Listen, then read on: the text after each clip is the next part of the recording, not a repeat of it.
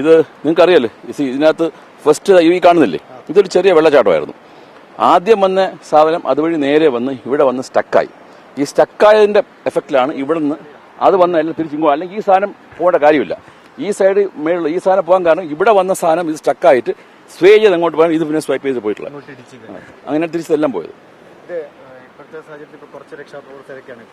നാട്ടുകാർ ഇന്നലെ നമ്മൾ ചിലരോടൊക്കെ സംസാരിക്കുമ്പോൾ അവർ പറഞ്ഞു ഇനി ഇവിടെ ഇങ്ങനെ ഒരു തിരച്ചിലിനൊരു സാധ്യത, ഞങ്ങൾക്ക് അടുത്ത ഘട്ടത്തിലേക്ക് പോകണമെന്നാണ്. അപ്പൊ നമ്മൾ എങ്ങനെയാണ് ഇപ്പൊ ഇവിടുത്തെ തിരച്ചിലൊക്കെ ഇപ്പൊ നമ്മൾ ഇപ്പൊ തീരുമാനിച്ചതെന്ന് പറഞ്ഞാൽ ഒരു ജില്ലാ ഭരണകൂടം, അതുപോലെ തന്നെ ലോക്കൽ സെൽഫ് ഗവൺമെന്റ്, പിന്നെ ഇവിടുത്തെ ലോക്കൽ പഞ്ചായത്ത് മെമ്പർ, ലോക്കൽ ഇവിടുത്തെ താമസക്കാരുടെ ആൾക്കാർ റെപ്രസെന്റേറ്റീവ്സ്, പിന്നെ അത് കൂടാതെ മറ്റ് ഏതെങ്കിലും പൊളിറ്റിക്കൽ പാർട്ടി അവരും കൂടെ ചേർന്നിട്ട് പിന്നെ ആർമി, പോലീസ് ഒരു ഗ്രൂപ്പ് ഫോം ചെയ്തിട്ട് ടോപ്പ് തൊട്ട് നമ്മളൊരു ചെക്ക് ലിസ്റ്റ് ഉണ്ടാക്കി ചെക്ക് ചെയ്യാൻ പോവാണ്. വീട് എത്രയുണ്ട്, മറ്റെത്ര പോയി, എത്ര ആൾക്കാർ ഐഡന്റിഫൈ ചെയ്തിട്ടുണ്ട്, അങ്ങനെ ഒരു ചെക്ക് ലിസ്റ്റ് ചെയ്ത് ഓരോ പോർഷനായിട്ട് ക്ലിയർ ചെയ്ത് വരാനാണ് ഉദ്ദേശിക്കുന്നത്. ഞങ്ങളിപ്പോൾ ആ സ്കൂളിൽ പോയിരുന്നു, മുണ്ടക്കൈ സ്കൂളിൽ. അപ്പോൾ അവിടെ PWD കുറച്ച് ഉദ്യോഗസ്ഥരൊക്കെ ഉണ്ട്, അവർ വിവരങ്ങൾ ശേഖരിക്കുക. ഇത് എത്ര ദിവസം ഒരു പ്രോസസ്സൊക്കെ എടുക്കും സാർ?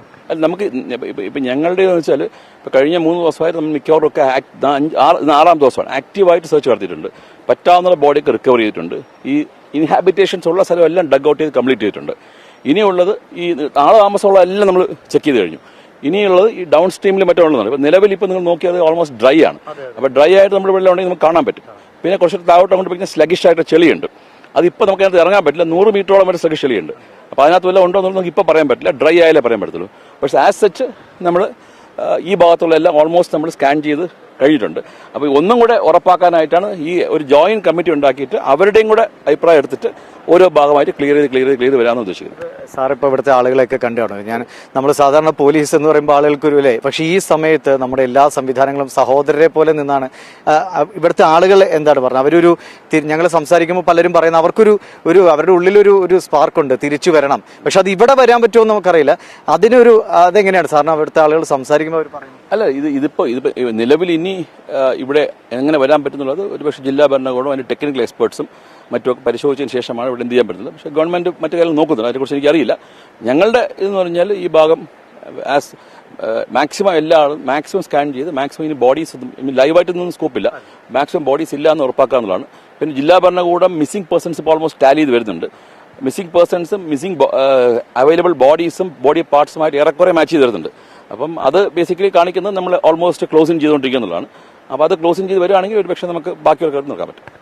ഇപ്പം ഇന്നലെ 2 ദിവസം മുമ്പൊക്കെ പോലീസിന് തന്നെ പറയേണ്ടി വന്നതാണ് ഈ ദുരന്ത ഇടത്ത് പോലും മോഷ്ടാക്കളുടെ ഒരു ശല്യം ഉണ്ടാകുന്നത്. അത് നമുക്ക് ഇപ്പോഴത്തെ സാഹചര്യത്തിൽ അത് കണ്ടുപിടിക്കുക പോലല്ലേ, അതൊക്കെ ബുദ്ധിമുട്ടുള്ള കാര്യമാണ്. പക്ഷേ അതിനൊരു ശ്രദ്ധ കൊടുക്കാൻ പറ്റുന്നുണ്ടോ, ആളുകളുടെ ഉള്ളതെങ്കിലും കിട്ടാനുള്ളൊരു? അല്ലല്ല, ആക്ച്വലി നമ്മൾ മനസ്സിലാക്കേണ്ടത് ഇപ്പം നിങ്ങൾ മനസ്സിലായിട്ടുണ്ടാവും, ഈ കഴിഞ്ഞ 6 ദിവസമായിട്ട് ഇവിടെ ഒരുപാട് വോളണ്ടിയേഴ്സ് വരുന്നുണ്ട്. ഈ വരുന്ന വോളണ്ടിയേഴ്സ് എല്ലാവരും നമുക്ക് പേഴ്സണലി വെരിഫൈ ചെയ്യാൻ പറ്റത്തില്ല. വോളണ്ടിയേഴ്സിനെ കൂടെ മറ്റാൾക്കാർ കയറുന്നുണ്ടെങ്കിൽ അറിയാൻ പറ്റത്തില്ല. അപ്പം ഇതൊക്കെ ലാർജ് സ്കെയിൽ അല്ലെങ്കിൽ ഇതിനകത്ത് ഒറ്റപ്പെട്ട അത്തരം ആൾക്കാർ കയറി കൂടിയിട്ടില്ല നമുക്ക് പറയാൻ പറ്റില്ല, ഞങ്ങൾക്ക് പറയാൻ പറ്റില്ല. പക്ഷേ ഈ കഴിഞ്ഞ 5-6 ദിവസം ഞങ്ങളുടെ കോൺസെൻട്രേഷൻ മൊത്തം സെർച്ചും റെസ്ക്യൂവും ബോഡി റിക്കവറിയുമായിരുന്നു.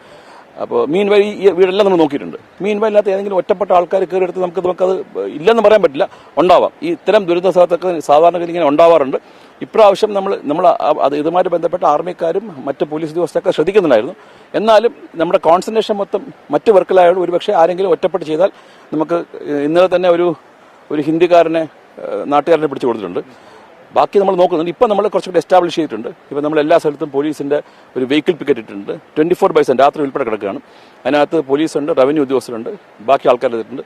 ഇപ്പം നമ്മൾ ഏറെക്കുറെ സിസ്റ്റമാറ്റിക് ചെയ്തിട്ടുണ്ട്. ഇന്ന് നമ്മൾ നോക്കുന്നത് ഈ അവിടെയുള്ള ആൾക്കാരെ തന്നെ, ഇവിടുന്ന് നഷ്ടപ്പെട്ടു പോയി താഴെ ക്യാമ്പിലുള്ള ആൾക്കാർ അവരെ തന്നെ കൊണ്ടുവന്ന് അവരോടൊപ്പം തന്നെ ഒന്ന് സെർച്ച് ചെയ്ത് അവരുടെ കാര്യം അവർക്ക് തന്നെ നോക്കാമെന്നാണ് നോക്കുന്നത്. സാർ പറഞ്ഞ് എല്ലാവരും കൂടി ചേർന്നുള്ള ഒരു സമിതി ഉണ്ടല്ലോ, അത് അതിന്റെ ഒരു പ്രാരംഭഘട്ടത്തിലേക്ക് കടന്നോ എങ്ങനെ? അല്ല, അത് ഇന്നലെ ജില്ലാ ഭരണകൂടത്തിനോട് ഞങ്ങളും ആർമിയും അത് അഭ്യർത്ഥിച്ചിട്ടുണ്ട്.